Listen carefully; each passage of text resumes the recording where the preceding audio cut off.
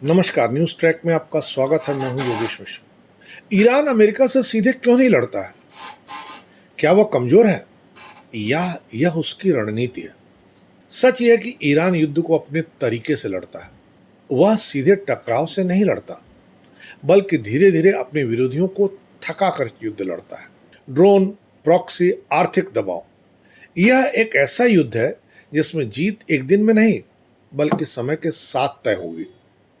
इसके बाद भी अमेरिका, इजरायल और ईरान के बीच चल रहे मौजूदा संघर्ष को अगर केवल पारंपरिक युद्ध की दृष्टि से देखा जाए तो कई बातें समझ में आने वाली दिखती ही नहीं है, क्योंकि यह युद्ध वैसा नहीं है जैसा इतिहास की किताबों में वर्णित बड़े बड़े युद्ध होते हैं, जहां सेनाएं आमने सामने होती हैं, निर्णायक लड़ाइयां होती हैं और विजेता स्पष्ट रूप से सामने आता है।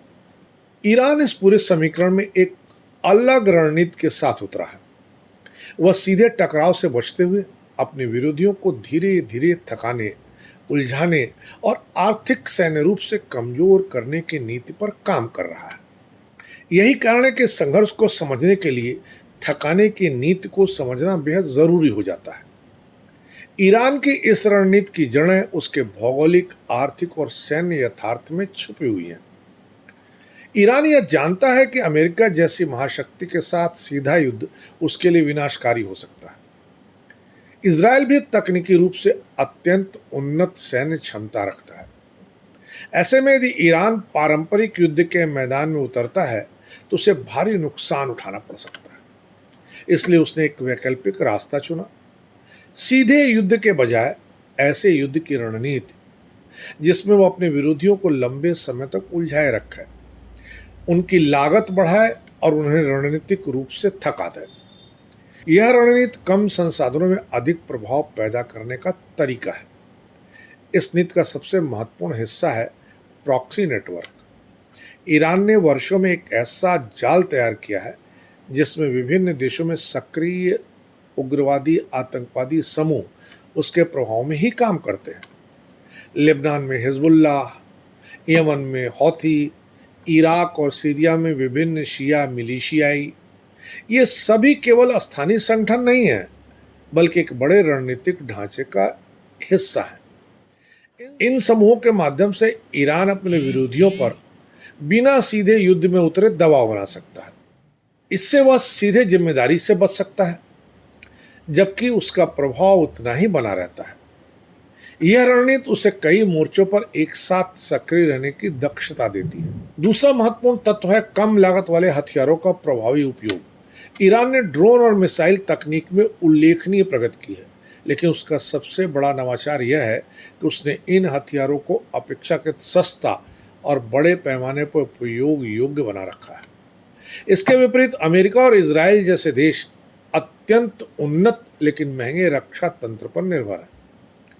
जब कम लागत वाले ड्रोन बड़ी संख्या में हमला करते हैं तो उन्हें रोकने के लिए महंगे इंटरसेप्टर मिसाइलों का उपयोग करना पड़ता है।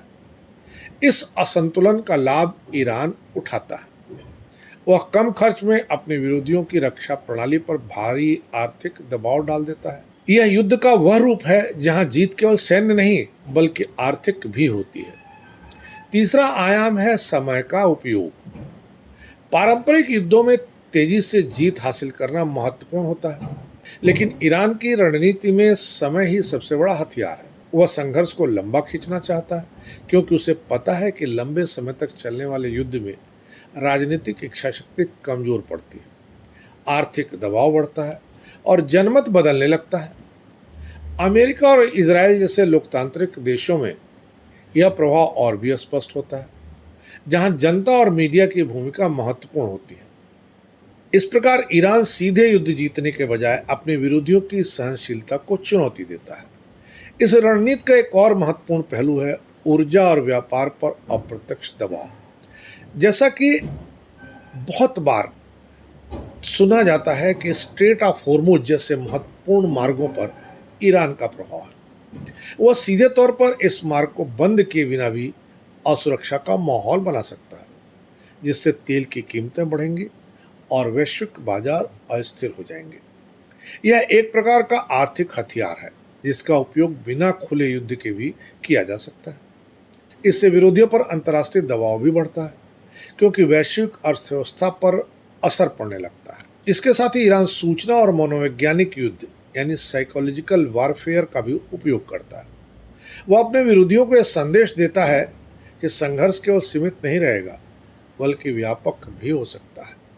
इससे अनिश्चितता बढ़ती है, जो किसी भी रणनीतिक निर्णय को कठिन बना देती है। आधुनिक युद्ध में यह अनिश्चितता ही एक बड़ा हथियार बन चुकी है, क्योंकि यह विरोधी को स्पष्ट रणनीति बनाने से रोकती है।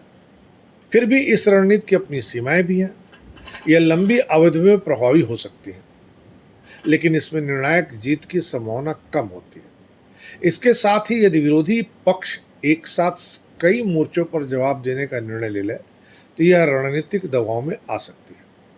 इसलिए यह कहना कि यह नीति हर परिस्थिति में सफल होगी सही नहीं होगा, लेकिन वर्तमान परिस्थितियों में यह ईरान के लिए एक व्यवहारिक और प्रभावी विकल्प जरूर है। इस तरह यह समझना जरूरी है कि आधुनिक युद्ध केवल शक्ति का नहीं, बल्कि रणनीति का खेल है। हर देश अपनी क्षमताओं और सीमाओं के अनुसार अपने रास्ते चुनता है। ईरान ने जिस रास्ते को चुना है, वह सीधे टकराव से बचते हुए अपने विरोधियों को धीरे धीरे कमजोर करने का रास्ता है। यह युद्ध का वह रूप है जिसमें जीत तुरंत नहीं दिखती, लेकिन हार धीरे धीरे सामने आने लगती है। और शायद यही इस रणनीति की सबसे बड़ी ताकत है। यह युद्ध को लड़ाई के मैदान से निकालकर समय, अर्थव्यवस्था और मनोबल के स्तर पर ले जाती है, जहां हर दिन, हर छोटी घटना और हर निर्णय एक बड़े परिणाम की दिशा में काम करता है। इस तरह हम कह सकते हैं कि ईरान की रणनीति साफ है। वह यह कि सीधा युद्ध नहीं, लंबा युद्ध, जहां हर दिन विरोधी की लागतें बढ़े, हर मोर्चे पर दबाव बने और धीरे धीरे उसकी ताकत कमजोर होती चली जाए। क्योंकि कुछ युद्ध ऐसे होते हैं जो मैदान में नहीं जीते जाते, बल्कि समय के साथ जीते जाते हैं। खबरों के पीछे की सच्चाई जानने के लिए जुड़े रहिए न्यूज़ ट्रैक नेटवर्क के साथ। इस बार इतना ही। नमस्कार।